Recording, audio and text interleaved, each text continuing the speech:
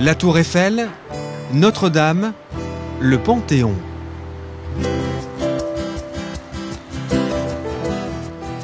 Vu d'en haut, Paris est vraiment magique.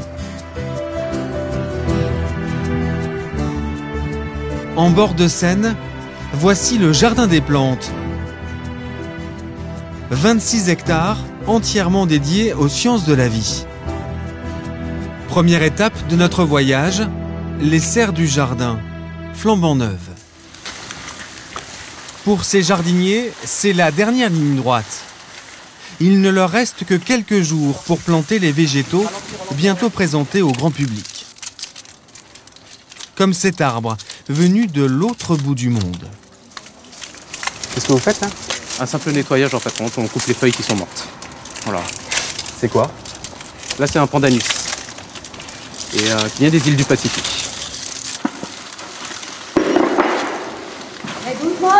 Avancez, avancez. Le pandanus est lourd, difficilement manipulable. Encore un petit effort et il rejoindra bientôt sa place définitive. Il faut qu'ils fassent attention, ils ont des gants parce que c'est des plantes qui se défendent contre les prédateurs. Il y a des crochets qui sont comme des petits hameçons, donc si vous passez la main le long des feuilles, vous avez la main en sang. Le pandanus aura tout le loisir de s'épanouir ici. Cette serre vient tout juste d'être restaurée. À terme, elle accueillera des plantes qui ne poussent théoriquement qu'à 17 000 km de Paris, en Nouvelle-Calédonie. Les réimplanter ici relève du défi à la hauteur de l'intérêt scientifique. Beaucoup d'îles ont des fleurs extrêmement particulières, donc on dit très endémiques, et la Nouvelle-Calédonie est la 3e île la plus endémique du monde pour la flore après Hawaï et la Nouvelle-Zélande. Donc c'est un patrimoine végétal exceptionnel, donc il y a un intérêt de rareté. Il y a un intérêt de recherche en botanique historique ici au muséum, et puis montrer ce que c'est qu'une biodiversité très particulière dans ces îles qui ont été isolées des masses continentales il y a plusieurs millions d'années. Le Jardin des Plantes possède 3 autres serres, héritage direct du XVIIIe siècle. À l'origine en bois, les structures ont évolué avec le temps, mais la démarche est restée la même.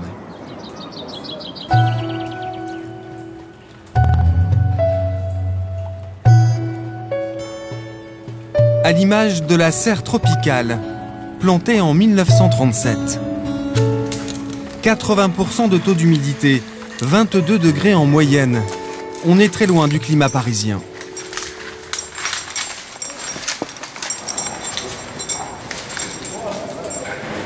Très loin également du terrain d'intervention habituel de Nilguier. L'homme est plus habitué aux platanes des centres-villes qu'à ce milieu en perpétuelle évolution. Je crois que j'ai enlevé à certains endroits 1 mètre, 1,50 m. Je peux enlever beaucoup. C'est juste vraiment pour pas qu'elle touche en fait les vitres. Sinon ça peut être dangereux pour la serre en elle-même? Ouais, parce que c'est ce qu'ils nous disaient, s'ils soulèvent les vitres en fait, les arbres. Ils arrivent à soulever les vitres. Donc après les vitres, s'ils arrivent à tomber de l'autre côté sur les passants ou tous ceux qui viennent visiter, c'est pas très bien quoi. La serre tropicale est la plus grande du Jardin des Plantes. Entre verre et métal, sa structure est majestueuse et elle aussi a fait l'objet d'un traitement de choc. On a tout refait parce que la serre n'avait jamais été restaurée depuis sa création, donc elle perdait des morceaux de fer. Donc il a fallu dévitrer entièrement les façades. La voûte n'a pas été dévitrée, mais tous les verres cassés ont été remplacés. Toute la structure a été sablée, passée avec des produits anti-rouille. Toutes les parties trop abîmées, trop corrodées ont été remplacées, refaites en atelier, alors que les plantes ont été conservées in situ, sous une peau plastique, avec une moindre luminosité. Mais finalement, on a eu une seule perte d'un sujet qui était pas exceptionnellement remarquable. Lui, c'est le chat des serres. Un bail qu'il vit ici, seul. En plus des travaux, il doit ces derniers temps faire face à un autre intrus. Manuel Cohen et son appareil photo. Pour son travail, Manuel partage son temps entre Paris, Londres et Barcelone. Pour lui, chaque escale au Jardin des Plantes revêt un parfum particulier. Oui, on a l'impression d'être en pleine forêt vierge. Il y a vraiment des moments quand on fait abstraction de la structure métallique. On est au Guatemala, en Indonésie. C'est un voyage extraordinaire. Et puis il ne faut pas oublier quand même que c'est vivant, c'est en transformation constante. Donc vous avez des fleurs qui apparaissent un jour, disparaissent le lendemain, et tous les jours il y a une lumière particulière, une plante nouvelle qu'on n'avait pas découvert, et c'est infini. On peut y passer, je pense, une vie entière. Manuel Cohen travaille en fait avec Éric Joly.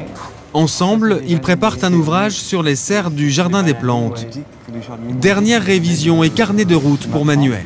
Cette plante n'est pas très jolie, mais elle est extrêmement rare puisque c'est un Dracæna qui vient de Java et on considère aujourd'hui qu'elle est disparue dans la nature. Donc ce serait bien que vous puissiez la fixer. D'accord, oui, je pense. Travailler dans la serre, c'est l'assurance de voir du pays sans quitter le 5e arrondissement de Paris. Alors là, on est à Java avec ce grand Dracæna. Là, on est à Hawaï avec cet hibiscute. Là, on est à Madagascar avec l'arbre du voyageur. Bon, il doit pousser. Hein. Là, ce sont des bananiers. Alors, on pense que l'origine est plutôt indo-chinoise.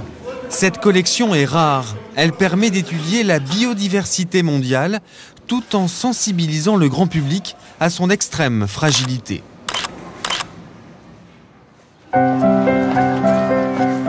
Au-delà des serres, le Jardin des Plantes a toujours rempli cette mission de sensibilisation. Sous vos yeux, près de 4 siècles d'histoire. Voici l'endroit à sa création en 1640. C'est Louis XIII qui a ordonné sa réalisation. Ici, on cultive d'abord des plantes médicinales et on les étudie. Une priorité dès le XVIIe siècle. Alors dans un premier temps, c'est un jardin de plantes médicinales. Mais petit à petit, ce jardin va s'enrichir de plantes qui viennent des contrées lointaines, et en particulier des plantes exotiques. Et ce jardin deviendra alors un jardin botanique. D'ailleurs, il s'appelait le jardin royal des plantes médicinales. Et après, il va devenir jardin royal des plantes. Et c'est cet homme qui va le rendre célèbre dans l'Europe entière. Georges-Louis Leclerc, comte de Buffon. On le voit ici lire les premiers feuillets de son célèbre traité d'histoire naturelle. À ses côtés, le botaniste Bernard de Jussieu et le naturaliste Daubenton. Buffon va régner sur le jardin pendant 49 ans. Il en fait un phare de la science en Europe et multiplie par 2 sa superficie.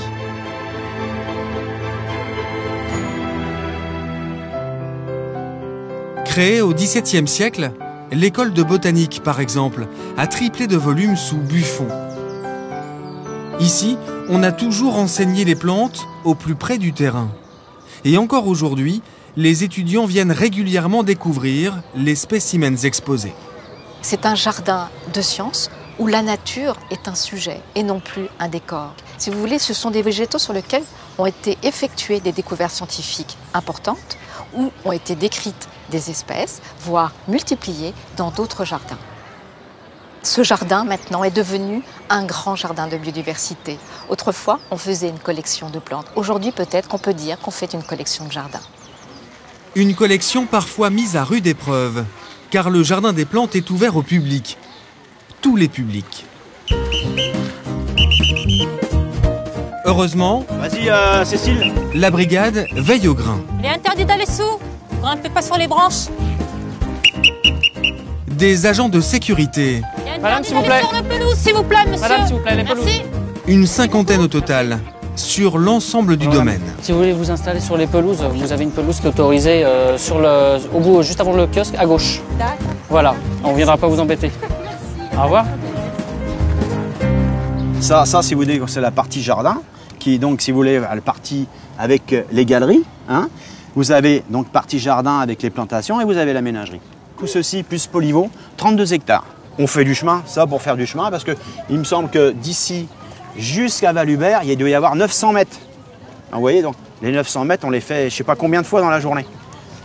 Comme ça, comme ça, comme ça. Dans tous les sens. On fait, je ne sais pas, 12, 13 km peut-être. dis ça, mais ça se trouve, on en fait plus. Hein. Les pelouses, s'il vous plaît. Et toujours les mêmes recommandations, S'il vous plaît. en application du règlement intérieur. S'il vous plaît, il est interdit de jouer au ballon dans l'établissement. Merci. Pas le droit de marcher sur les pelouses, pas le droit de jouer au ballon. Pas le droit de faire de vélo. Et tous les chiens sont interdits sauf les chiens guides d'aveugles. Les chiens, quand on leur dit que c'est interdit, ils ne comprennent pas pourquoi. Donc ça, c'est pour la sécurité de tout le monde, hein, parce qu'un chien peut partir tout de suite en vrille, les déjections du chien. Et on a aussi la ménagerie. Donc après, il y a tout ce qui est maladies qui peuvent se transmettre. Donc ça, il faut faire vraiment très attention aussi. Le message est parfois difficile à faire passer. Le jardin des plantes n'est pas un jardin public. C'est une université à ciel ouvert où l'on peut se promener. Chaque espèce est répertoriée, protégée. Il y a une personne qui vient, prend une rose, l'autre elle prend une rose. Qu'est-ce qui reste? Il ne reste plus rien.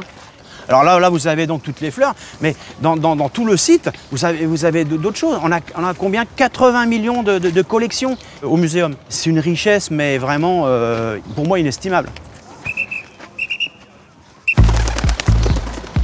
La plupart des visiteurs a tout de même conscience des richesses environnantes.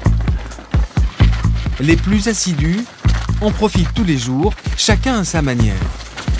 Comme ces hommes venus en voisin. Ce sont les sapeurs-pompiers de Paris, 5e arrondissement.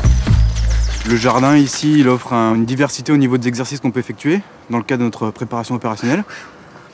Parce qu'ici on a des côtes, ça permet de préparer une intervention en étage, donc travailler sur une durée très courte, un travail d'intensité élevée. Et c'est vrai qu'on vient courir ici aussi, puisqu'on a des grandes allées sur du terrain plat, ce qui nous permet de travailler vraiment le caractère foncier.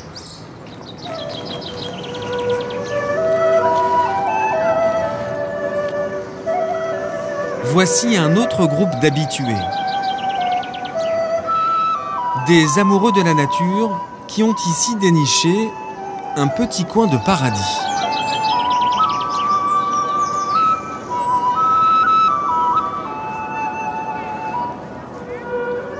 Un cadre idéal pour ces adeptes du tai chi, d'autant que ce jour-là, ils bénéficient d'un spectacle rare. Cet arbre rose est un cerisier du Japon. Il ne fleurit que quelques jours par an. Il est magnifique et pour nous, on est en symbiose avec le cerisier.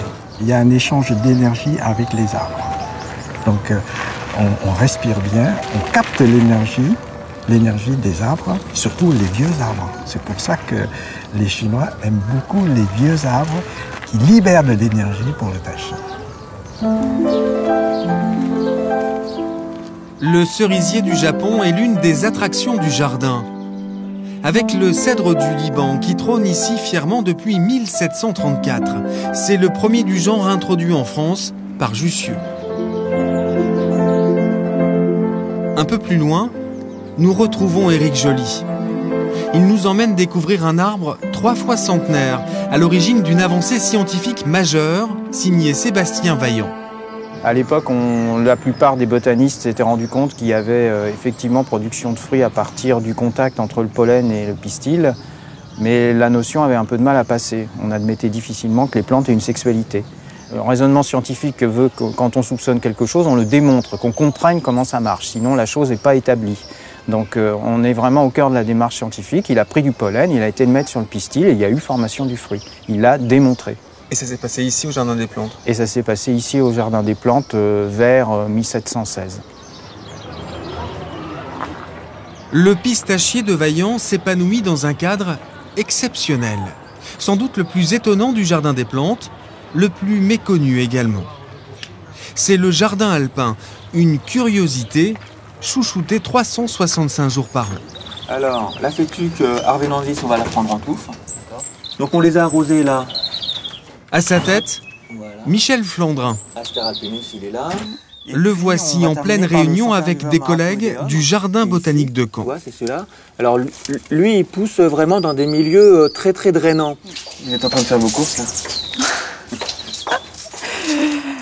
Non, on est en train d'effectuer un échange entre le jardin botanique de la ville de Caen et le muséum.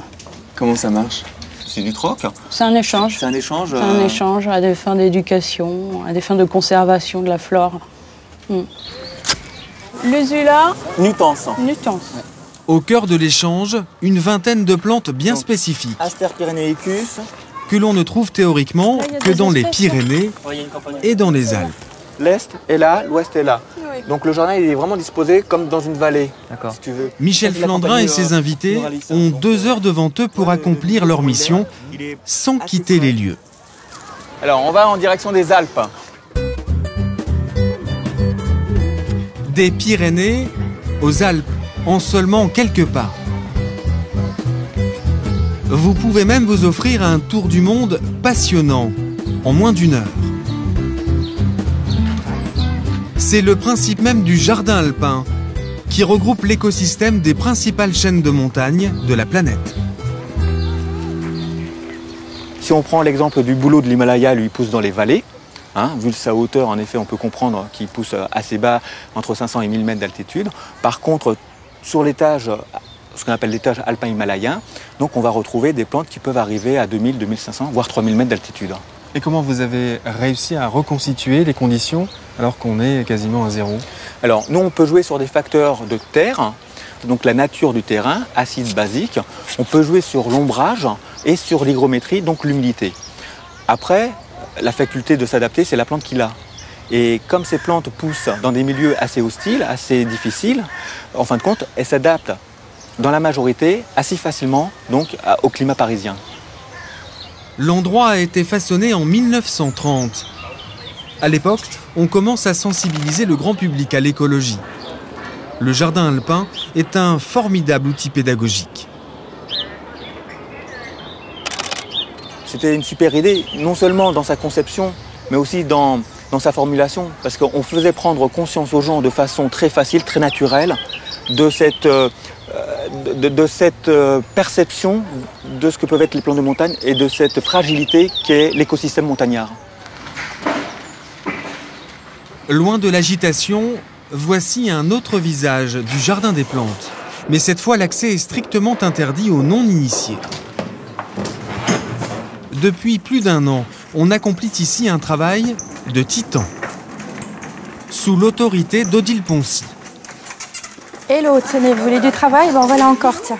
C'est elle qui coordonne la restauration de l'herbier du jardin des plantes. Des liliacées, alors vous ferez attention parce qu'il y en a qui ne sont pas forcément dans l'ordre. Sur la table, des centaines de planches en provenance directe des réserves. Une mine d'or potentielle pour les scientifiques. Vous voyez que là, il y a une belle inflorescence avec plein de fleurs. Et si je veux étudier ces fleurs, je peux les réhydrater comme du thé dans un petit tube. Je peux en faire une coupe, je peux la dessiner, je peux la disséquer, je peux la comparer avec celle d'un autre échantillon ou avec une espèce voisine. Enfin, c'est vraiment un matériel biologique en lui-même. C'est le principe même d'un herbier. Et celui du muséum fait référence dans le milieu. Malgré ça,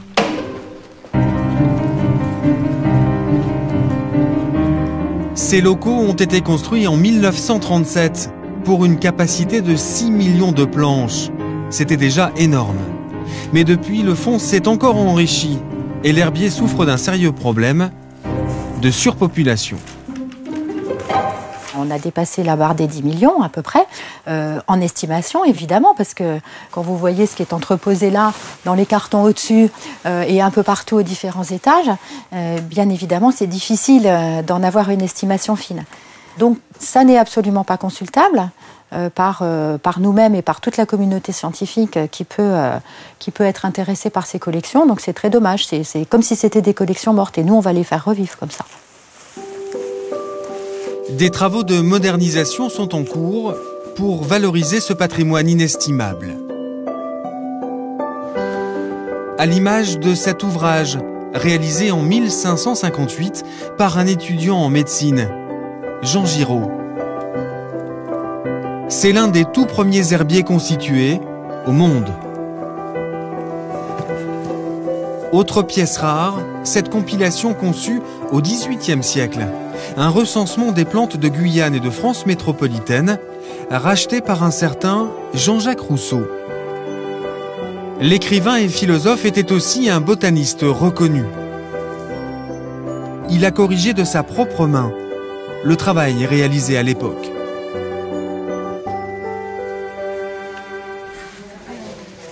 Changement d'ambiance. Après le tri, la restauration. 25 personnes travaillent ici, toujours sous la responsabilité d'Odile Poncy. Ça, c'est probablement une plante qu'on ne va pas pouvoir garder. Parce qu'elle n'a aucune information, je dirais, scientifique. On ne sait pas d'où elle vient, c'est dommage. Donc tu ne l'attaches pas? Non. Okay. Voilà, c'est vite fait. Merci. Rattacher les spécimens exploitables. Reconstituer, une par une, les planches ignorées jusqu'alors. La tâche est très codifiée. Il faut montrer la plante, recto verso, ses fruits, sans oublier les éléments clés liés à sa récolte. On s'intéresse aux récolteurs aussi. On essaie de reconstituer entre les planches souvent des documents personnels que les récolteurs ont ramassés. Donc on essaie de reconstituer leur parcours des fois aussi. Vous voyagez tout en restant ici, quoi. Voilà. C'est un énorme nettoyage de printemps. Enfin, moi, j'ai plutôt l'habitude de dire que c'est un peu l'exploration du grenier de grand-père et pour aller y chercher tout ce qu'on y a finalement entassé, non pas par désintérêt, mais par manque de personnel, par manque de moyens, pendant, je dirais, les 50 dernières années, voire plus. Et donc là, on a une partie de collection qui est extrêmement importante. On l'a évaluée à 10% à peu près. Donc vous voyez que 10%, ça fait 1 million de plantes. Et c'est ce million-là que sont en train de traiter toutes les personnes de l'équipe de Graal. Et d'ici à 2012, toutes les planches de l'herbier seront également numérisées. Titanesque, c'est bien le mot.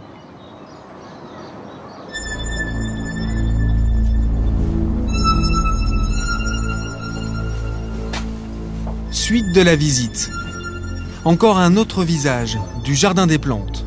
Là, il y a des jolies sérites. Et là encore, n'entre pas ici qui veut. Et là, il y a peut-être encore des bestioles. Il y a des racines.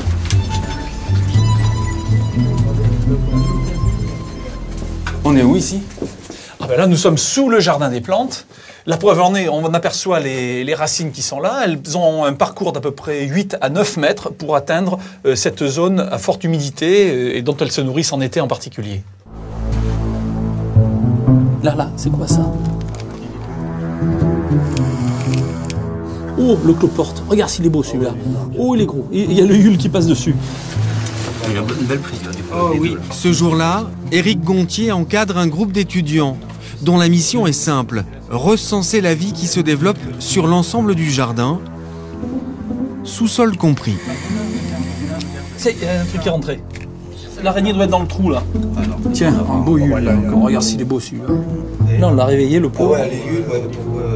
Ils ont tendance à se cacher parce qu'ils n'aiment pas trop l'éclairage et la lumière, mais... C'est quoi? On va dire un mille-pattes, hein. Un petit mille-pattes. Hein. On l'aspire, celui-ci, hein? On peut l'aspirer. Ah, il ne veut pas se laisser faire. Ça y est. Voilà. Est-ce qu'il est arrivé dans le petit flacon? Tu l'as bien avalé? Oui. Voilà. C'est bien. C'est très bien, voilà. Donc il ira rejoindre les collections patrimoniales du muséum avec une belle étiquette, hein, et il passera à la postérité, quoi. On a très peu de collections finalement qui proviennent des endroits souterrains du muséum. C'est un peu paradoxal, mais on a des collections très riches qui viennent des 4 coins du monde. Et puis la biodiversité de proximité, elle est souvent où elle a été négligée parce qu'on n'y a pas fait attention, quoi. Mais ça mérite quand même d'être répertorié et cartographié et dûment collectionné pour les générations futures. Voilà. Pour ces scientifiques, les anciennes carrières de calcaire sont un terrain d'investigation rêvé. En 1897 déjà, un zoologue du muséum, Armand Viret, avait installé ici un laboratoire souterrain. À l'époque, on vient tout juste de découvrir que des animaux pouvaient vivre sans soleil. Il décide d'approfondir cette thématique. Sans avoir à quitter son propre laboratoire, ses étudiants, ses recherches, etc., il descendait dans le sous-sol et se retrouvait dans des conditions qu'on aurait retrouvées en Dordogne ou dans les Pyrénées ou ailleurs. Donc c'était un lieu idéal, croyait-on, pour travailler sur le milieu cavernicole. Il a travaillé combien de temps ici? Armand Viret a travaillé ici de 1896 à 1910, donc en gros 14 ans.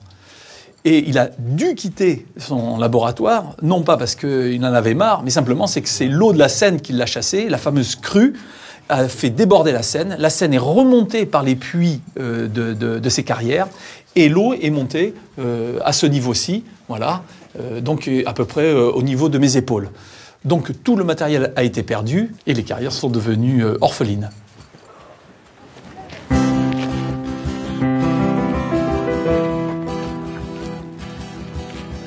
Retour à la surface pour une dernière rencontre au cœur du Jardin des Plantes.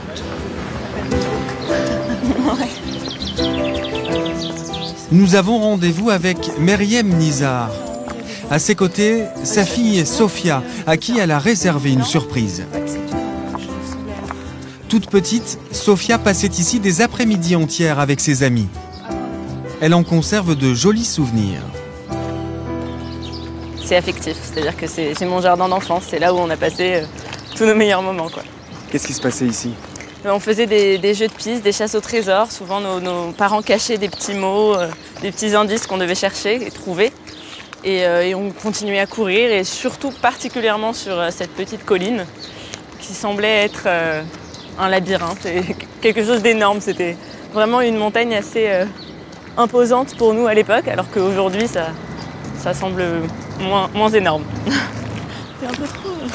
Les trésors étaient souvent cachés au sommet de la colline, dans ce monument aux allures de kiosque à musique. Il s'agit en fait d'un cadran solaire, l'un des tout premiers édifices métalliques au monde, construit en 1788. On se souvient pas. En mai dernier, Sophia a fêté ses 18 ans. À cette occasion, elle est devenue la marraine d'un banc. Elle découvre la plaque gravée à son nom. Ah ouais. Donc les d'or et yeux de prune, tes 1000 facettes captent l'éclat des jolies choses.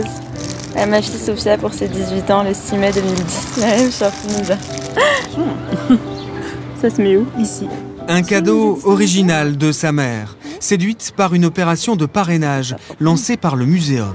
L'argent va être utilisé pour faire un parcours pour les malvoyants. Et ça, c'est quelque chose à quoi je tiens particulièrement, qu'il y ait un partage des jolies choses par tout le monde. Voilà. Donc vous imaginez que des gens vont s'asseoir ici, passer du bon temps? Oui, bien sûr. Et puis j'imagine aussi que les gens que je connais viendront s'asseoir ici, peut-être mes enfants, peut-être mes descendants. Moi, ça me fait très plaisir. Pour moi, c'est vraiment symbolique, en fait. C'est vraiment très important pour moi. On peut baptiser la plaque. Voilà. Une mère qui trinque aux 18 ans de sa fille. Des anonymes qui partagent juste l'amour d'un lieu. C'est la magie du Jardin des Plantes. Il a traversé les siècles, confirmant ce qu'a toujours dit Buffon, son bienfaiteur. Le plus grand ouvrier de la nature, c'est le temps.